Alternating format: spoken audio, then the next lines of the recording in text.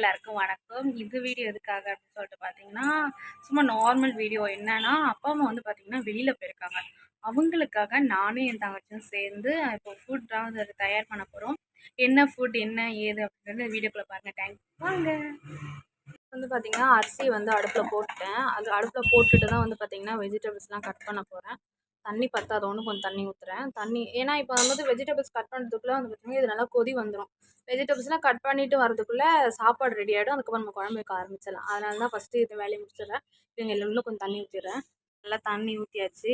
இது நல்லா கொதிக்கட்டும். நம்ம போய் வெஜிடபிள்ஸ் கட் பண்ணிட்டு வரலாம். இது வந்து பார்த்திங்கன்னா காய்கறிகள்லாம் அரிஞ்சிட்டு வரதுக்குள்ளே நல்லா கொதி வந்துச்சு. நானும் எல்லாத்தையும் அரிஞ்சிட்டு வந்துட்டேன். பார்த்தீங்கன்னா இப்போ சிக்கன் குழம்பு தான் வச்சுருக்கேன். சிக்கன் குழம்பு வாசனை வருதா பூனா? வருதுப்பா. ஓகே, வாசனை வருதான்.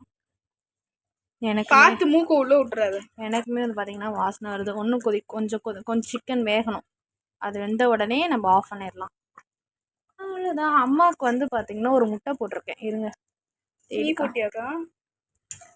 முட்டை வந்து இதில் போட்டிருக்கேன். அதான் நீ போட்டியான்னு கேட்டேன். காணோம். இதோ இருக்குது, கண்டுபிடிச்சிட்டேன். ஏன்னா அம்மாவால் சிக்கன் சாப்பிட முடியாது.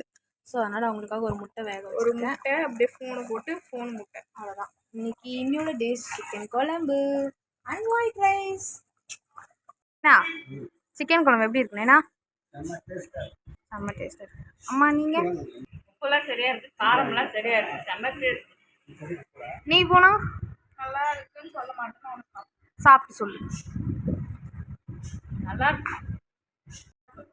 அப்புறம் ஏதாவது வேறு ஏதாச்சும் வெந்திருக்கு.